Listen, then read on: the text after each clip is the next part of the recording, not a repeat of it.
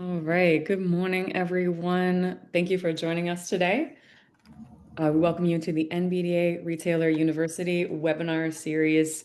We realize for some of you folks on the West Coast, this is a bit of an early hour. So thank you so much. Thank yourselves for taking time out of your day to work on your business. And we're here today with Ryan Atkinson, CEO of Workstand, a longtime advocate for the independent bicycle retailer. So we're confident this is going to be an hour well spent.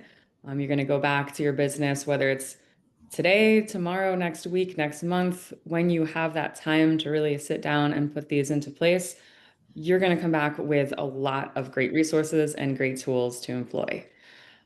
So again, today is Wednesday, July 16th, 2025. This presentation will be recorded and available on our YouTube channel as well if you do have to hop off or if you're not able to join us live today. So we'd like to welcome Ryan and thank him for being here. Ryan has roots in this industry dating back to 1994, having worn many hats from bike assembler to brand manager to business leader. Ryan is now at the helm of Workstand, as you are all familiar with, formerly Smart Detailing, and he is laser focused on equipping bike shops with digital tools and strategies to thrive in a fast evolving retail landscape that we are all familiar with. Welcome, Ryan. Thanks for being here. Thank you, Megan. And as always, I appreciate the MBDA and Heather and the whole team for letting me participate in these education opportunities. Awesome. Thank you so much. And for folks who are joining us too, this is a webinar, so we cannot see you during this discussion, but we do want to let you know that your participation is very valuable. So for questions, please feel free to pop any questions as you go along into the chat function. I'll drop a little note in there too, so you can kind of see where you would input any comments, questions. We'll moderate those towards the end of the presentation. So we will save some time to get to as many questions as we can as they come through. There is also a Q&A feature if you see at the bottom of your screen there, question mark on your Zoom kind of dashboard. Feel free to click on that and add your question in. You can also remain anonymous on there. So if you want to ask something, kind of pointed, feel free, pop it in, and we'll be happy to get to as many of those as we can address today. Also, please place your name and shop name and location in your Zoom name so you can actually rename yourself with that three-dot feature. This way we can identify you, and if you did have a question we're not able to address, we'll do my best to follow up with you after this presentation as well. So Ryan, before we jump into all things digital marketing, can you give us a bit of background about how you kind of came to this journey in the bike industry and what led you here to this aspect of helping independent retailers succeed through software and marketing? Um, Thank you for asking. I appreciate your interest. So first off, hearing that I got into the industry in 1994, like all of a sudden that hit me a little bit. It's been a little while. Well, let's see. So I started as an assembler and worked my way up through the bike shop world in Omaha, Nebraska. I look to my time as a mechanic and as really foundational to my career. The ability to take complex problems and break them down into simple steps and find ways to be efficient and high quality. But then going into service writing and being able to communicate complex things to customers, inviting them in to understand, and then of course selling to them. So I really appreciate my time in shops. Was also in management in Omaha, Nebraska, and then Albuquerque, New Mexico. Before joining Trek in 2000, Lance started winning bike races. He rode a Trek. They were booming, so I had an opportunity to join them in sales. After about a year and a half in sales, I was recruited into the marketing department, where I worked for the non-Trek brands primarily. So Gary Fisher, Lamond, Bontrager, and Klein at the time was pretty active in the development or the growth of the 29-inch wheels when Gary Fisher was kind of the um, standard bearer for that technology. I was always in the marketing world, the person who stayed most connected to shops. Especially getting the 29er up and running. It was a lot of me traveling with Gary, shop to shop, event to event. And so stayed really connected there. worked closely with two marketing companies in the bike business, Catalyst Communications, which used to run events like the Super Sale or big catalogs, and then Smart Etailing, which is the predecessor of Workstand, in dealer marketing, and then was hands-on in helping develop Trek's dealer education program called Trek University. But I left Trek in 2006, and my wife and I started a marketing agency called Harvest Retail Marketing. And all we did is work with bike shops, and we were a contract marketing manager for them. So we did branding, websites, email, direct mail, Google Ads. And then in 2016, we merged that company with what was Smart Etailing, and started the process of transforming, Smart Etailing, which was, a nice website platform. It served the purpose of the time. It was essentially an online catalog, and we took the marketing sensibilities, adapted the platform towards the modern market, and put it more e-com first, incorporated more digital marketing. And then, so in the last almost 10 years now, I've had the pleasure of building that team, establishing a new culture, advancing the technology, and it's really expanded the ability for me to impact more shops, because at Harvest, we had about 50 clients, and now we have about 1,300. So it's very, very satisfying because I care deeply about the IBD network. Awesome. That is so apparent, Ryan, in your journey. And I definitely got excited when you mentioned the time of, all the non-Trek brands. Those were near and dear to my heart, getting into That cycling was right a at super the time long as time. well. So uh, Yeah. as we all, I'm thinking about the e-bike challenge, right, in marketing that probably was more prevalent a few years ago. How about the Mm. 29er challenge when there was so much objection there? So what a cool story. And love that you've just been absolutely at the forefront of bringing this and refining this tool for all of us. So I will turn it over to you to present. And Okay. again, for those following along, please pop your questions in the chat as we go. We'll be happy to moderate those. Thanks, Ryan. Great, thank you. And for those who are attending, I won't be monitoring the chat. So if you do ask a clarifying question in there, Megan will either uh, bring it up at the end, or if it's something that is like a barrier to understanding, like I use jargon or something, Megan, just feel free to interrupt me and ask. And I'll just say up front, if you have questions that are better for a different forum, you can email me at ryan@workstand.com, or you can just fill out the contact us form and say, hey, I want to talk to Ryan. But happy to connect one-on-one. And let's see. So, we talked about, my background in marketing, transformation of Smart Etailing into Workstand. But a big part of that is that when we brought the marketing agency to Workstand, we only grew it. So now we do marketing beyond just the technology platform. We do hands-on marketing for about 400 of our clients, and we do Google ads for about 130. So we have programs that are in place that we take a more active role in the growth of our customers. So when we look at overall aggregate numbers across our platform, so like when we look at those 1,300 dealers, we break it into high performers, typical, low performers, average. And our goal is to make sure that all of our customers have the information, the training they need to be able to influence their own growth. But we really want to create those invitations for you to feel comfortable contracting with us, because we look at the numbers and we see that we can help you achieve more.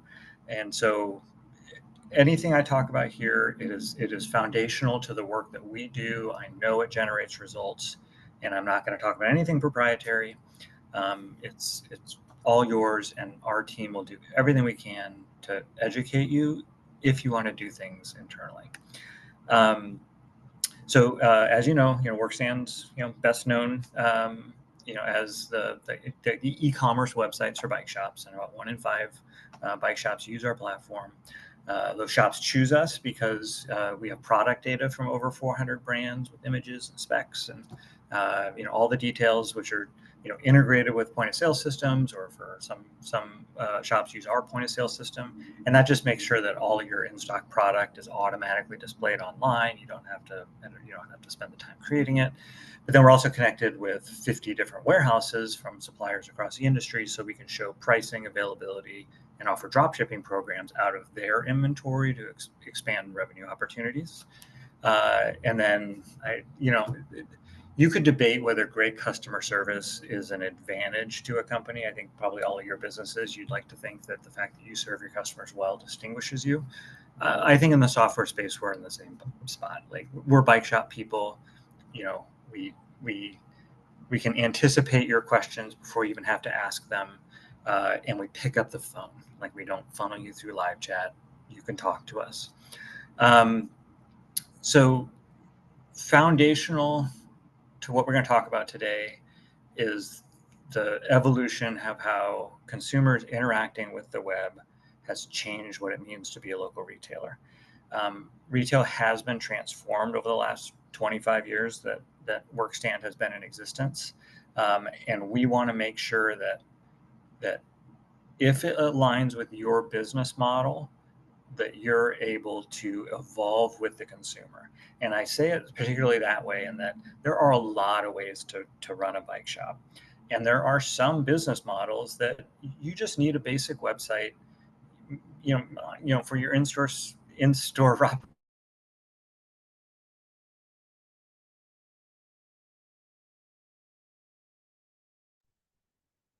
Sorry, Ryan, I think we might have just lost your audio.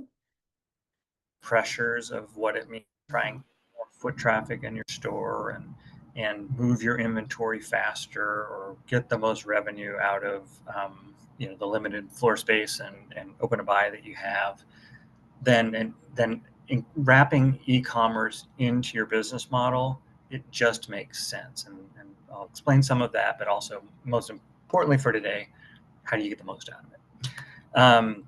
So just quickly, for those of you who aren't familiar, this is an example of one of our great clients. It's a Workstand website, Wheat Recyclery in Colorado.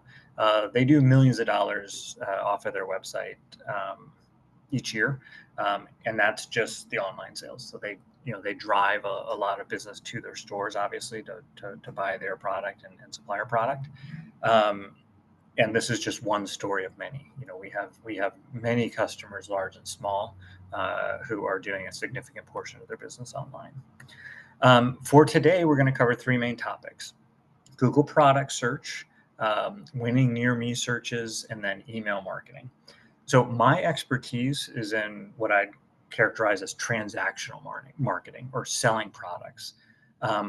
Today, I'm going to stay in my wheelhouse. Another time, maybe Megan will bring in another member of my team that's more focused on branding and content marketing and social media. So I'm not going to include that today, although all of you know that those things are important. But in my background, but also this market, we've got to be moving product. And that's really where my focus is helping grow revenue profitably.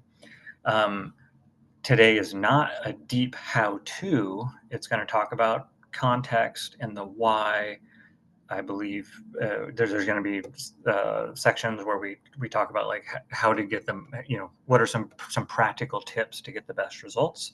But anytime you want to dive deeper into any of this, obviously, lots of education on the web, call our team. We're happy to help. So jumping right in. First and foremost, we need to talk about Google product search.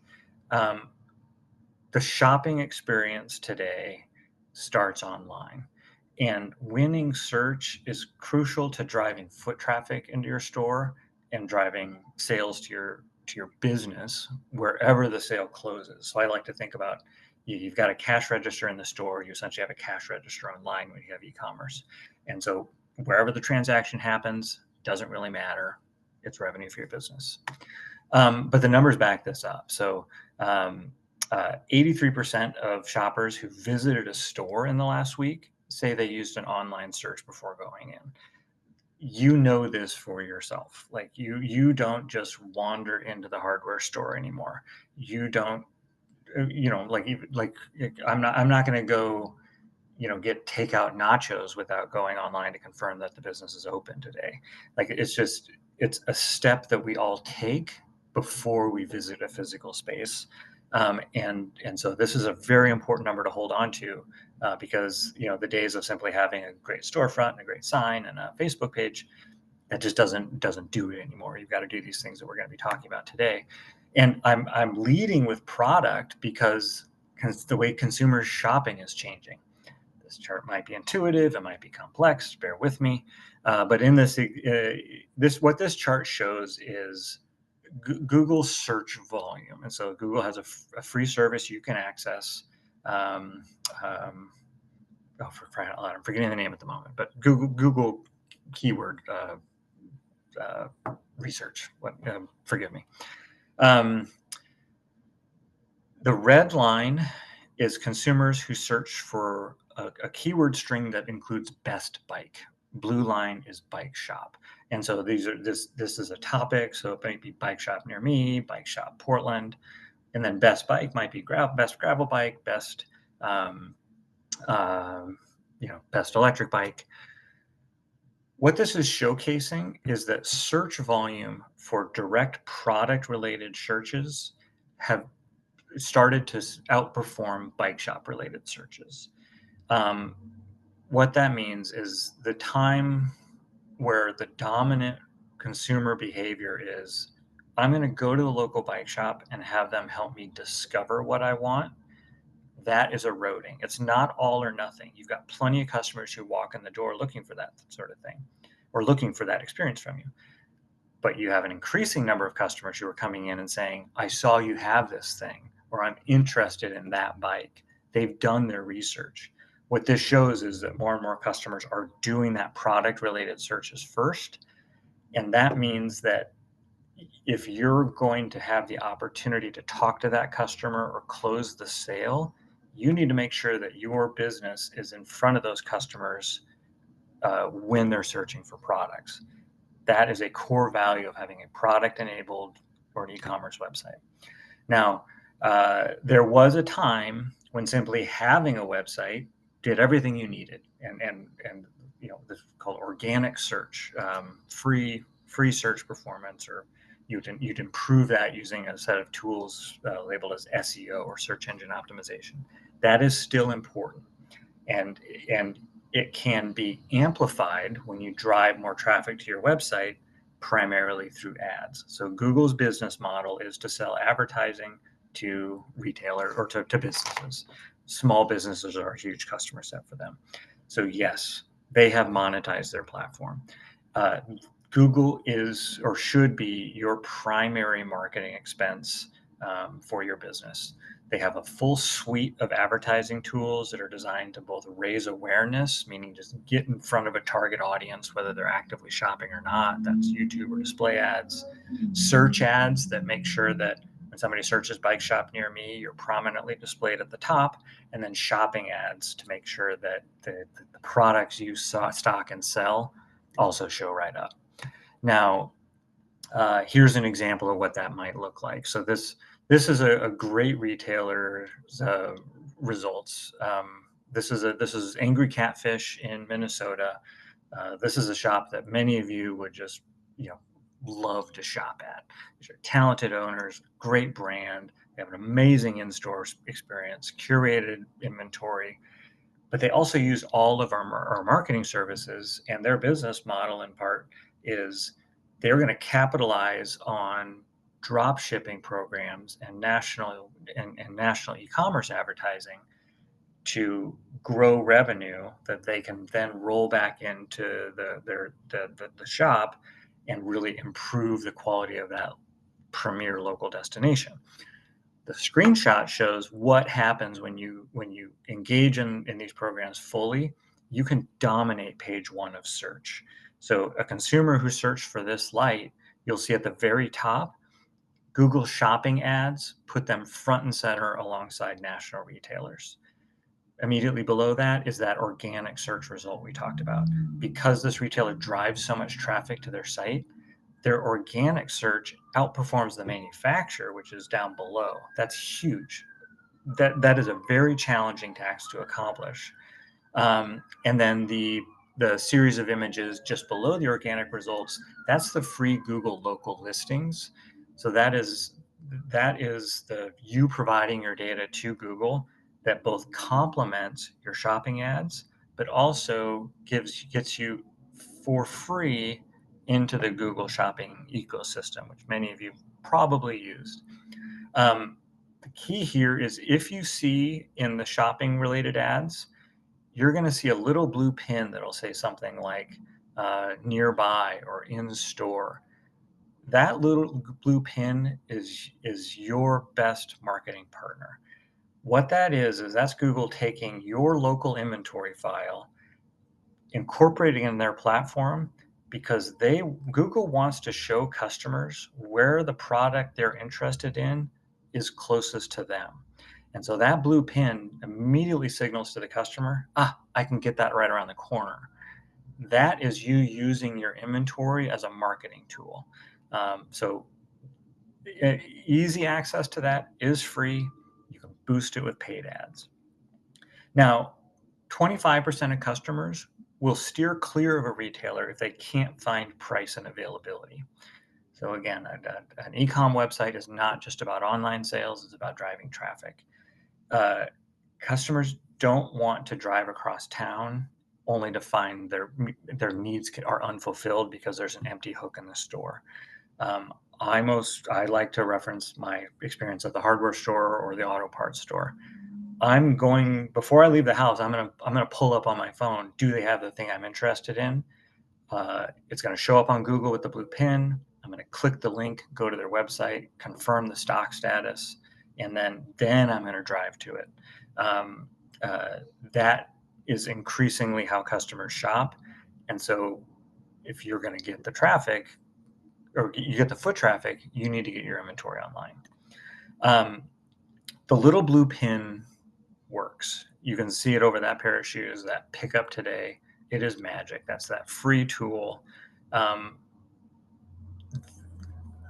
You can populate that in Google Merchant Center, and by setting up your Google Merchant account, instructions on how to do all of that are easily available through Google on YouTube. We can do it for you. You can look in our help center. We can walk you through it. But that is, if you're going to do nothing else after this call, you're going to want to set up those two services, because then that lets you participate in this space. We're going to touch on some best practices, and then we're going to dive into the next layer of Google local searches. Just reiterating some things we talked about. For the best results, you're going to want to have a catalog-enabled website. That is going to provide a pathway for your product to get onto Google. It's going to provide a pathway for your customers to interact with the product online and at a minimum see product information and price. But you want to connect your point of sale ideally, because when your point of sale is connected, then you can get that little blue pin, and when the consumer clicks through to your website, they can check availability. So you're going to want to go to Google Merchant Center, set up your product feed. You're going to want to then enable Google local listings. I highly recommend that you set up Google Ads. It's not expensive. It's not complicated, but it is the number one thing you can do to improve your business. Quite frankly, even if you don't have an e-commerce website, just set up the bike shop near me, bike repair near me, gravel bikes near me. Set up the ads that are at least going to give you an opportunity to capture some of that traffic, even if it isn't as compelling as having the direct product online. And then with Google Ads, we didn't talk about budgeting, but be consistent with it. If you set up an initial budget of $10 a day on Google, they're only going to spend that money if there's adequate search volume to support it. They're not going to just spend your money willy-nilly. They're serving up based on search volume. But start with $10 a day and be consistent. Too many retailers will scale back in the slow months, scale up in the busy months. Just stay on the gas. If anything, you want to make sure that whatever the organic demand is in the market for product you're selling, you're front and center. Because if you're not on Google, nationwide sellers or your local competition is there. So don't let this be a seasonal part of your business. This should be as important as what the storefront sign used to be for you. Our team will often say Google is the new front door for your bike shop, and paying for Google is going to make sure that is more prominent. So then moving on to the local map pack. This is, if section 1 was about winning product searches, section 2 is about winning those bike shop near me searches. Customers want immediate satisfaction. They're busy and they're conditioned to get answers to questions quickly online. And so you can extend the impact of your physical location by claiming your Google business profile. This is where you update all that information that the customer sees first in the search process. Um, uh, this is, your hours, images of your store, even promotions. Getting this done won't take much time. It's where you will respond to reviews on your site. You can put an app on your phone. It's super easy to manage. Many of our customers will also um, um, use third-party services or just ask at the register to try and grow their Google reviews. More reviews, the better. Even if they're not premium reviews, you want customer engagement.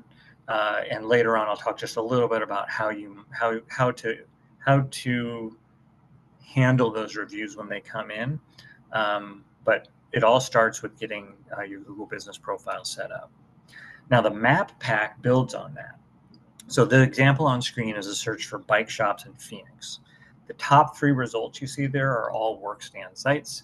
Landis is fully on our marketing program, and so they tend to be the highest listing. But you'll see this is what comes up when you either search on your phone. We're looking at a desktop view here. The same information carries over if you're looking directly in the Maps app or web page. But when a consumer is looking for a bike shop, this is the most important information. These results don't come up purely based on proximity. So I might only be a mile away from the closest actual bike shop, and Google knows that, and they're going to put that shop in relevant results near the top, but they're not going to prioritize it if that shop doesn't have a rich presence on Google, because the more information they have about the business, the more confident that they can be that they're delivering a quality search result to the customer. So if you do this well, you can overcome proximity in order to grow your local market share. So I look at growth in a couple of ways. One is local market share. You've got the 5 miles around your store that you thrive in, the 20 miles that you pick up business in. You've got 4 or 5 competitors in that area. You want the biggest piece of that pie that you can get. That's going to be growth. The last subject we're going to talk about today is getting more sales from the customers you brought in the door, increasing annual client or customer value. And then the next one is expanding your market through selling, online. But this is the way to go after market share. Now, when a consumer clicks on Landis, here's the meat of what we're talking about here. You've all seen this. You hopefully monitor this for your business. This is where the consumer is going to get to know the business a little bit more. If you're anything like me, I won't go to a business if I haven't looked at pictures of it. I'm visiting one of our customers. I'm in Portland. I'm going to go to River City here next. Well, I'm going to get donuts on the way. So over my coffee this morning, I looked at all the donut spots, looked through all the pictures, found a compelling fritter that I'm interested in.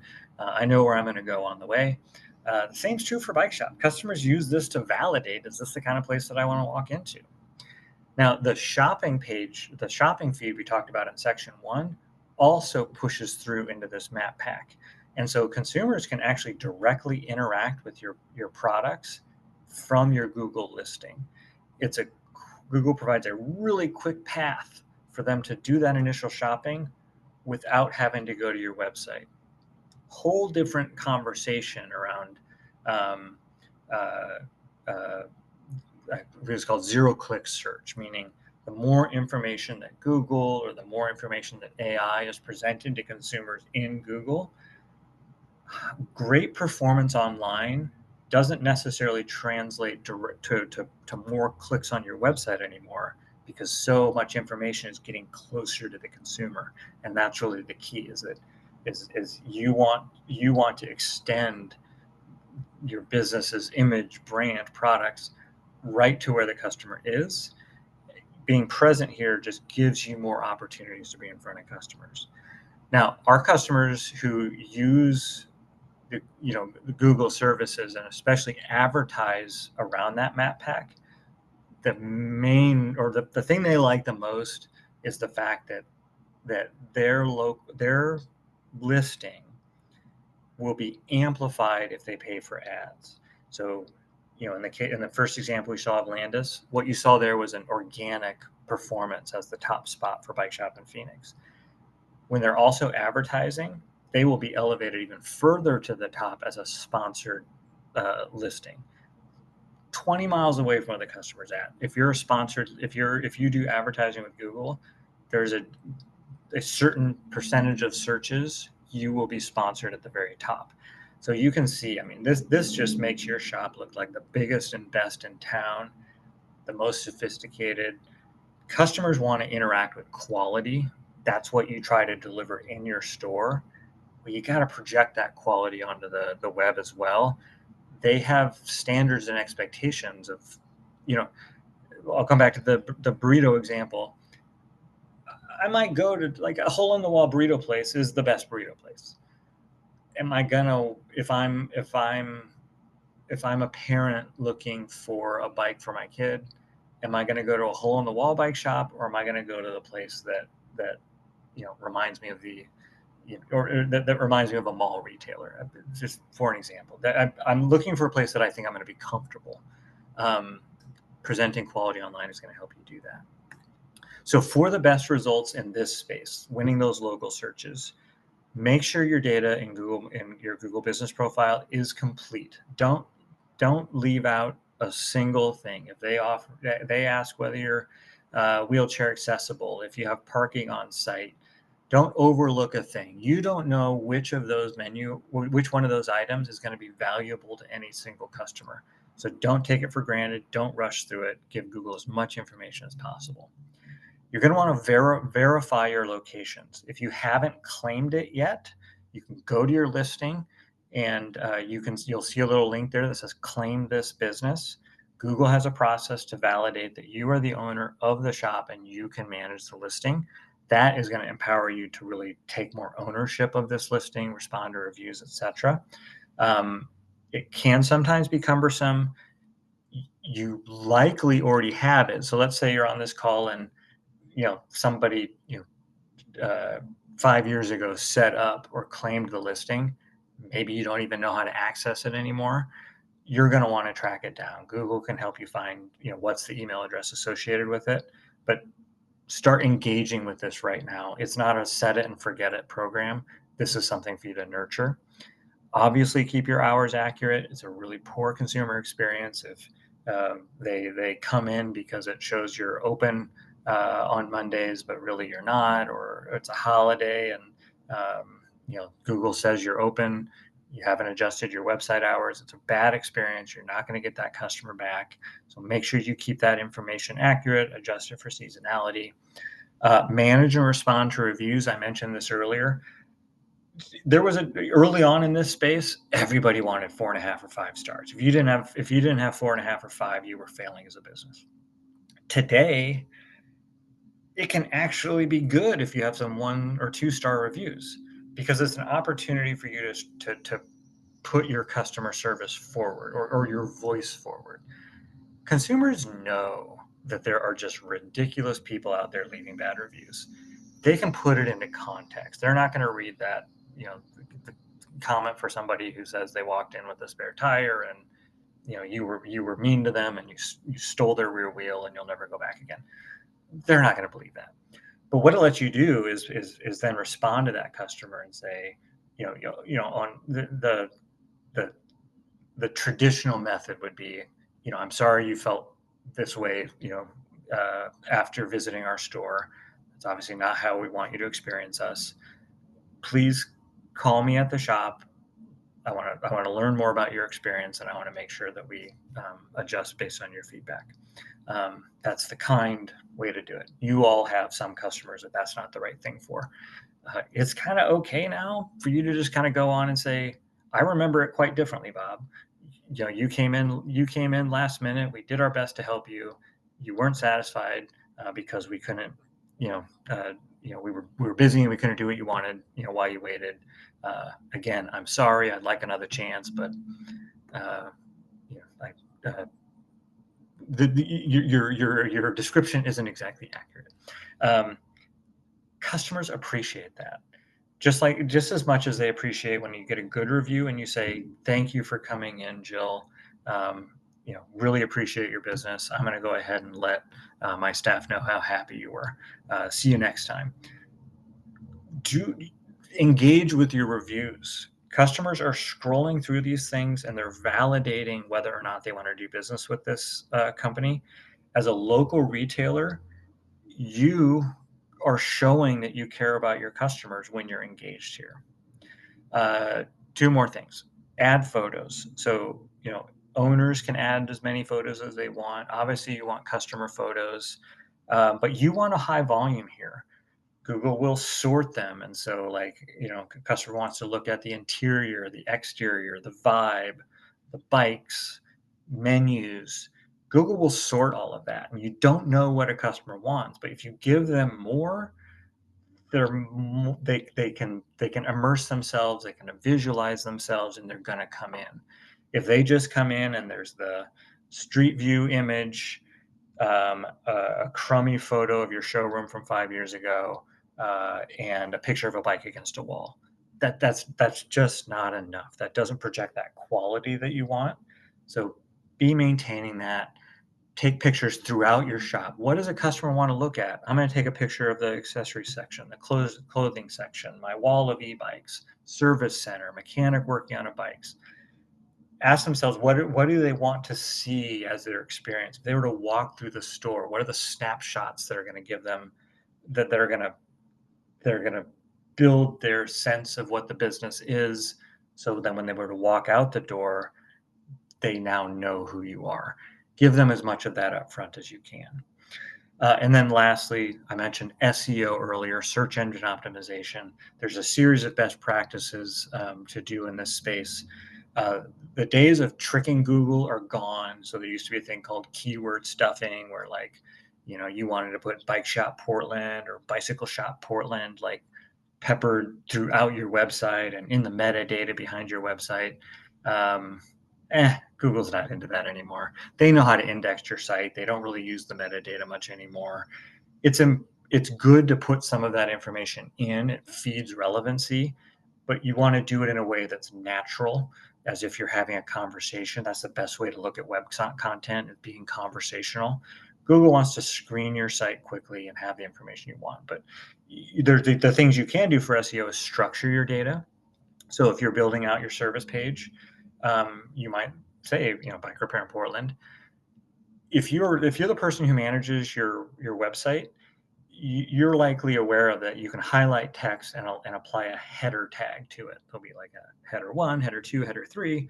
Some people think that that's just styling. It's a way to consistently show text on a page. That's not it. What it is doing is, when you label something as header 1 or H1, yes, it styles it on the front end, but you're also building an outline for Google. You're saying the section of information below header 1 speaks to the text that's in the header. Then there's a sentence, a bullet list, and then a header 2 that talks about your service menu. You're providing Google that structure so they have great context for what's on the page. And so when their bots crawl the page, they build out a structured map. Then they know where to drive quality results to you. So that sort of SEO, actively maintaining your site. When Google's crawling your site, they're looking for changes. If there hasn't been changes for a year, they're not seeing active engagement from the shop. But when they see activity, then that gives an indication of quality to Google. Now, the number one place you can and you should put your SEO energy is not your homepage. Your homepage will perform great, just based on, it's just directly tied to your URL. It's directly linked to your Google local listing. Put your energy into your location pages if you do nothing else.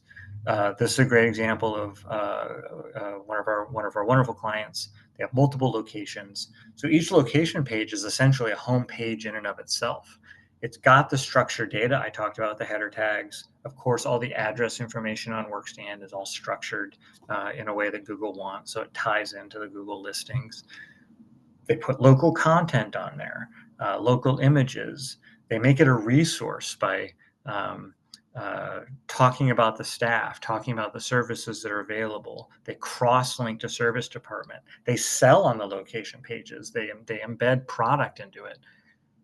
It's yes, the customer gets at the very top of the page exactly what they want. Here's the location information and hours, but it also draws them in and it gives them more, and it pulls them deeper into the website so you can do more of that relationship building and selling before they even come in the store. All right, last section. We're going to talk about email marketing. Again, I'm a transactional marketer. So what's going to drive sales? Google is going to both bring in customers who haven't done business with you, but don't forget, it's also where your customers that have done business with you go. You know that your customers are spending a portion of their, cycling dollars online. You can get in front of them and remind them through Google that you have what they're looking for. You have even more than you have in stock. So Google serves both purposes, but email marketing is going to be the best tool for you to specifically target repeat business. It's the most affordable way to stay in front of your customers. So 59% of people say that email marketing affects their purchasing decisions. It's not uncommon for a bike shop owner to say like, I hate that my inbox is full of all these promotions from other companies. I don't pay attention to them. I bet that's not fully true. I bet you scroll through those emails, you maybe click into them, and every once in a while, one of them gets a click through from you. That's email marketing working. Email marketing is a numbers game. It's not, I'm going to send an email and get 100% engagement. No retailer in this space believes that. They believe they need a number of opportunities to get in front of you, knowing that some percentage of the time you're going to click through. You want to be in that space. Consumers spend 128% more when they're shopping from emails than when they're using other messages. So think about that. If you don't do email marketing, you're going to sell a bike to somebody. Maybe they come back in to buy some accessories from you. If you do email marketing, you could see a 128% increase in the value of that customer annually. Email marketing is a high ROI. Yes, you have a time investment in it, but it generates on average $40 for every dollar spent. It's, again, difficult to find the time. I know I'll have a couple of pointers later, but you can't overlook it. I tend to think about email in two general buckets: promotional and automated. Promotional is what you're likely most used to. This is where, REI sends, I got one yesterday, I think the new Hoka running shoe was in stock. That's announcing a new product, a promotional event, a ride, a group ride, service specials, whatever it might be. It's something that you're sending out to your entire list. Maybe it's segmented slightly to like e-bike buyers, but generally speaking, you're just sending it out to the whole list. You're going to want these to be topical, seasonal. When you have your spring apparel arrive, that's your next email marketing or email. One of my best customers has a turn of phrase, market the buy, meaning when he knows that the apparel or the spring apparel order is on its way, he's got the email lined up and ready to go. So as soon as he receives it, the email goes out the door. Same if he got a great deal on some bikes at wholesale. It doesn't do him any good to get the deal only to then put it on the floor and just hope a customer wanders up to it. He's trying to move the product as quickly as possible. So be thinking about that in your business. How do you get product off the shelf quickly, not just do some broader storytelling, not just try to drive traffic to the sale or to sale events? Be clear and concise. You have a couple of seconds to engage a customer with your emails. Very rarely will they read a newsletter. We're talking short headlines, short text, and then calls to action with direct links. This is where you tie the e-com website into your email marketing, because you want to get information closer to the customer. If you don't have a catalog enabled website and you send an email that says, hey, the new bike is in stock, come visit us, you're asking a lot of the customer. You're asking them to like say, oh, this is cool. I'm gonna leave work early and go into the shop. If there's a call to action, a link where they can go to your website to learn more, or if there's a coupon for shoes, uh, can they just like from their desk, uh, you know, click through and just buy it? Like the easier you can make it for a customer to get from your email to buying from you, the higher your return is going to be on this, and the higher the business value is going to be.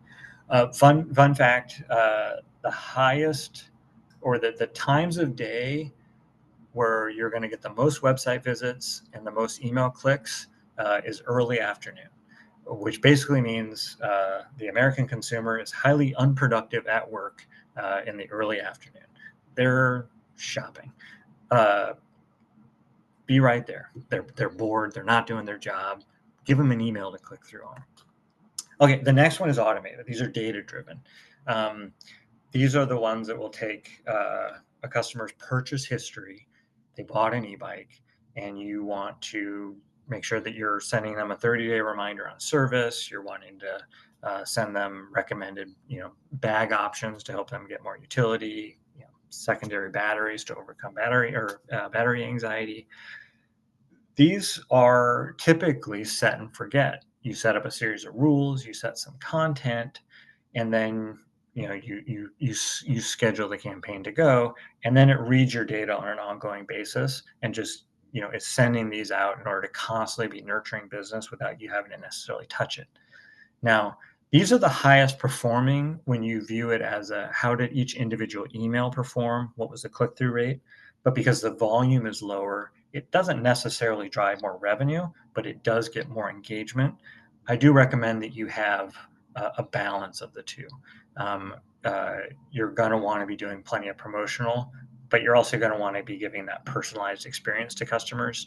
They feel valued. It's about getting that annual value up. And so if you have the two tactics side by side, both of those can work off of each other. For the best results in this space, you got to collect customer data. I mentioned earlier, shops that say, well, I get too many emails. You're also going to have employees say, like, I hate giving my email address out to people. I think there was a Seinfeld joke of like, why do I need to give my email address to if I want to buy batteries at Walmart or whatever, or what, I forget what the joke was. Yeah, I get it. But as a business owner, customer data is an asset. Like, this is gold for your business. If you have their data, if you have minimum first name, last name, email, minimum, that transaction, that point in time transaction you had, turns into a marketing opportunity. It it it is gold. If you round it out with address information, even better. I said earlier, I've had a lot of experience with direct mail. Direct mail works. It's coming back as an effective tool. It breaks through the digital noise.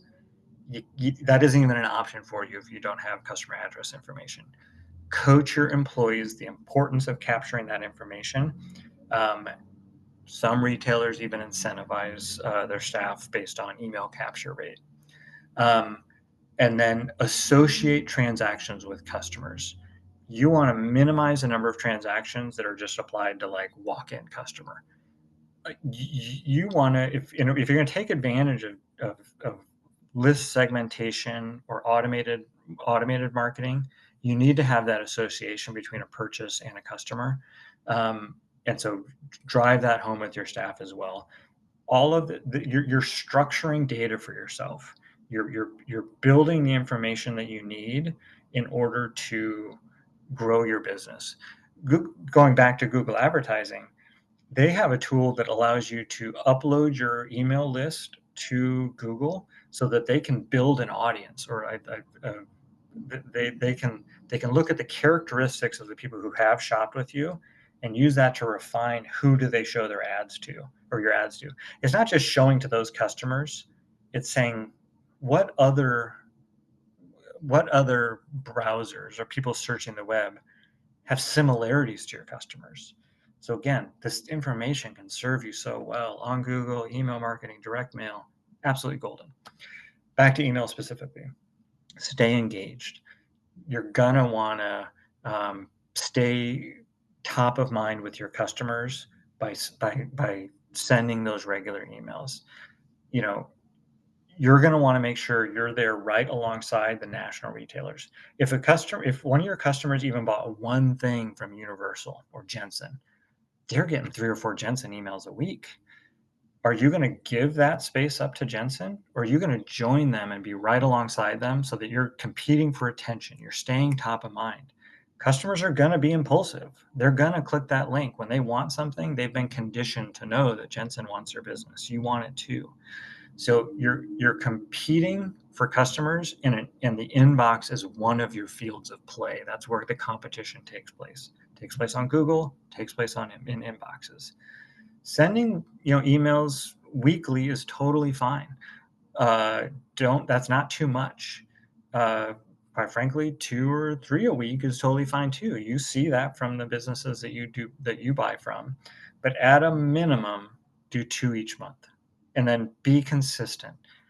It doesn't do you any good to delegate to a part-time mechanic to do your email marketing when you're trying to keep them busy in the winter, only to then, like, when it matters most, when the organic demand is in the market and customers are shopping, you don't have a system in place to keep the emails going out the door. I recommend you set on your calendar a recurring event for you to spend 90 minutes every 2 weeks building and sending an email. You need to just make it a cornerstone of your business. You're reaching out to your customers, asking for more business from them. I know that it's time consuming and you've got a lot of demands on the floor, but if you're doing all that work on the floor, but you're not doing the work to bring customers in the door, it's all for naught. And again, email marketing is a numbers game, and so consistency matters. It's a question of how many emails were sent, meaning how big is your list, how often did it go out, what are the open rates, what are the click-through rates, what are the purchases associated with emails. Google Analytics can associate or can help you track what transactions happen from customers who click through from an email. You got a ton of information, but you can't just send one every couple of months and expect to get that 4,000% ROI or whatever. You got to be consistent on it. Mix up the content. If it's all sale, discount, coupon, it's going to fade into the background. You are going to establish yourself that, like, you're the discounter. Don't shy away from discounts. Quite frankly, a $10 off coupon's going to get people clicking through your website and browsing. But new product highlights, events, service department, mix it up. You're trying to stay top of mind. It's exposure to the customer, and you don't know what they might be interested in at any given time. Keep it simple. Like I said, it's a flick of a thumb. Don't overdo it. If you're looking for ideas, something I'll often say is just like, what would you tell a good customer who walked through the door? If somebody walked through the door and said, "Hey, what's new?" What are you going to say? That's all it is.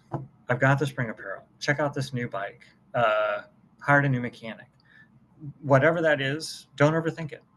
That's what you want to tell your customers. And then lastly, back to e-com, make shopping easy, make it so the customer is closer to being able to transact with you. Last slide, then we're going to go to I guess one more slide. I'm going to do some takeaways, then we're going to go to questions. But email will drive customer traffic to your store and to your events, but you need, like I advocate for, maybe too much to say that you need, but offering e-commerce is going to be the way for you to really take ownership of selling more to existing customers. I have to give this like market assessment slide here. Workstand's been in business. We were founded in the dot-com boom. And you can see here that in 2000, e-com as a percentage of total retail sales was, and it's steadily been growing. And you've seen this for your business. Um, uh, Steadily growing, averaging about 1% a year, spiked significantly during COVID and then retreated. But don't be fooled into thinking it retreated too far, because you can see the growth trend continued. Now it has stabilized over the last year. It's been hovering at about 16%, but that is total retail sales. When you isolate what's called core retail sales, which pulls out gas, auto, and food, it's at 23%. That means nearly $1 in $4 spent at retailer is happening online. Uh, Online is where the growth is happening too. Read the quarterly reports from the big retailers. Online is outpacing in store. They're reconfiguring their businesses to make sure that their stores are fulfillment centers, that they have a way to participate in that growth.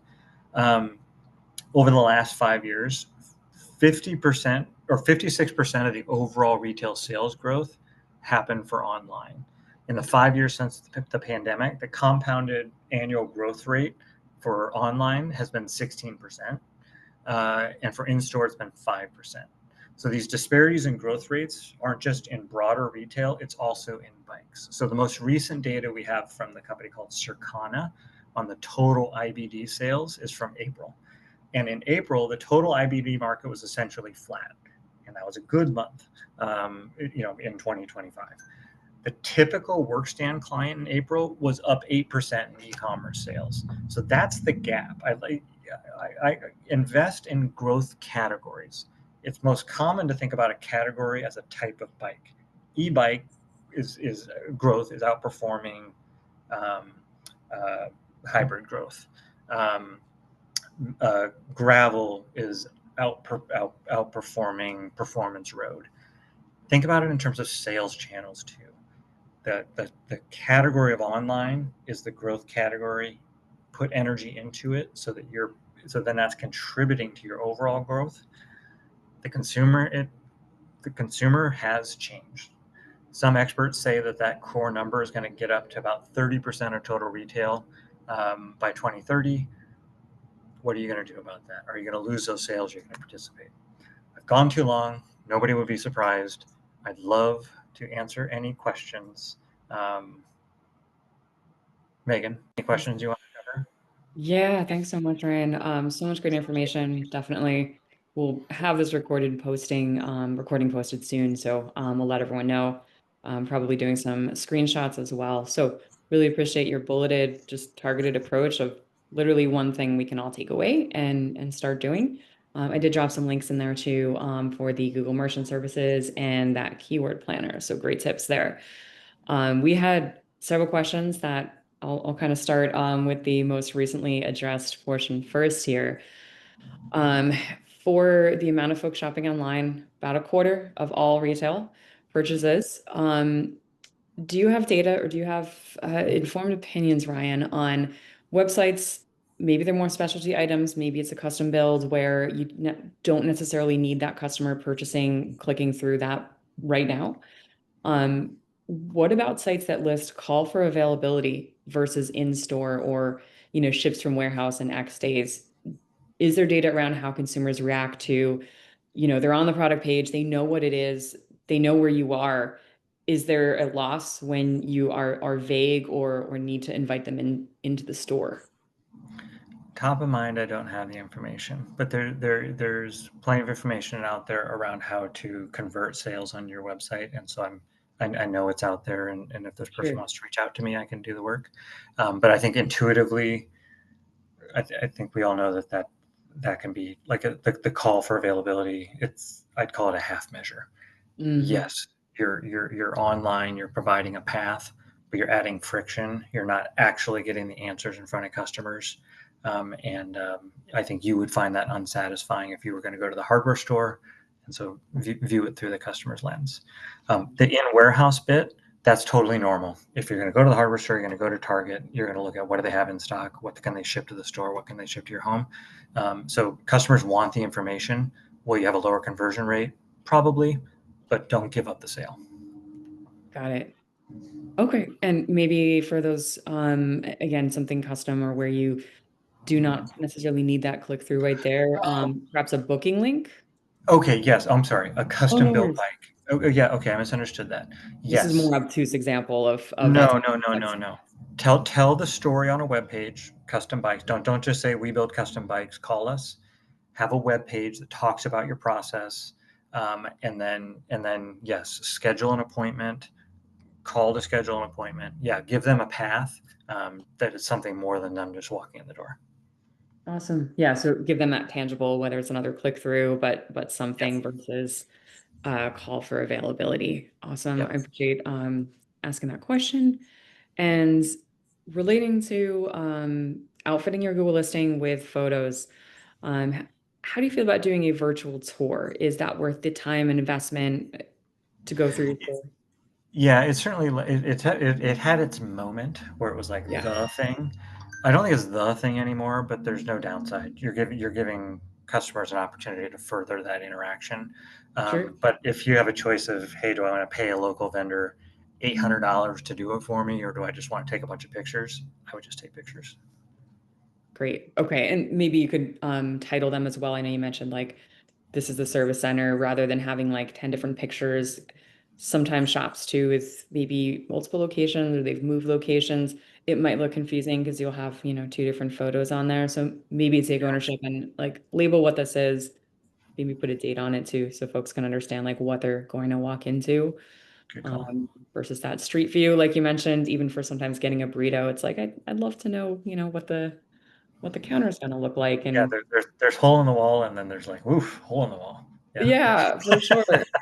Right. And am I going to want to sit down and yeah, eat my pizza here? And also for some folks who might really want to plan that, maybe it's even like mobility needs, like what is it going to look like when I'm inside? That's so helpful in ways like you said, we can't capture, we can't even anticipate. So that's great. And this is a broader one I'm going to throw out there that we had submitted.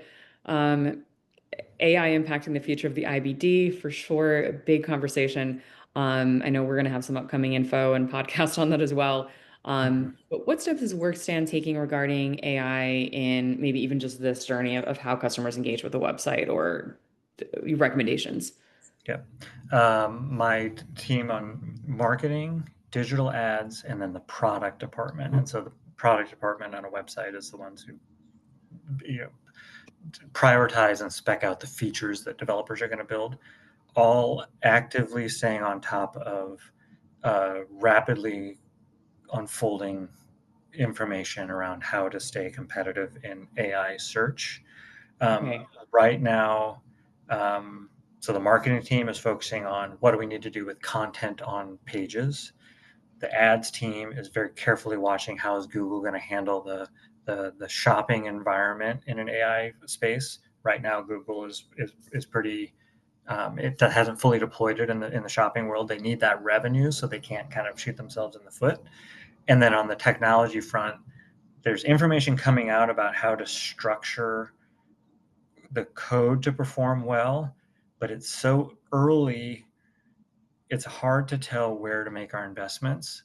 So I'm going to Sure. say we're not racing to be the first to adapt because we're a small business without a ton of resources.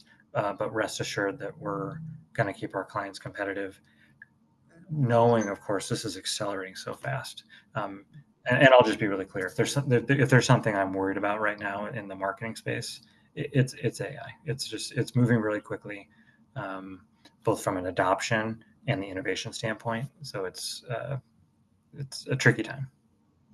For sure. And like you mentioned, like the keyword stuffing, I think a lot of us were familiar with, putting down in the bottom footer of your page Mhm. X amount of keywords. And you said that, is something that does not affect anymore. So with AI being such a larger scope of like, what do we do? How do we pivot to handle this? Yeah. Certainly makes sense. And I will say at the core, it amplifies what we talked about in terms of getting your information online because the AI needs something to learn from. So you need to give it the information. So get the product online, have the rich content on your website. If you don't have that, they're gonna they're gonna populate search results with somebody else's. got it. Great. So stay on top in the way we can now, and we look forward to seeing, what Workstand comes out with or approaches. Maybe that'll be another webinar in the near future here. Mhm. And one other question I'd love to kind of end here, and certainly reach out to Ryan if you other questions come up while you're watching this recording on our website or YouTube. But I think this one kind of hints at some of those last slides and everything you presented today for that retailer is thinking this isn't my forte. We've dabbled, but like it maybe doesn't even have that percentage number. But what would you recommend for your average IBD? What percentage of their sales should be from online sales? I think baseline, if you're not already at 5% of total sales happening on your first party website, we're not talking like giant web link orders and that sort of thing. Um, you need to have a plan to get there. Uh, I think that 10 to 20% of your overall business is where a high performer is going to be today. And you decide for your business what you think is right for you. But 5% should be your baseline. And I think you should be taking the actions to be growing it. Um, because otherwise, I think you run the risk of losing sales.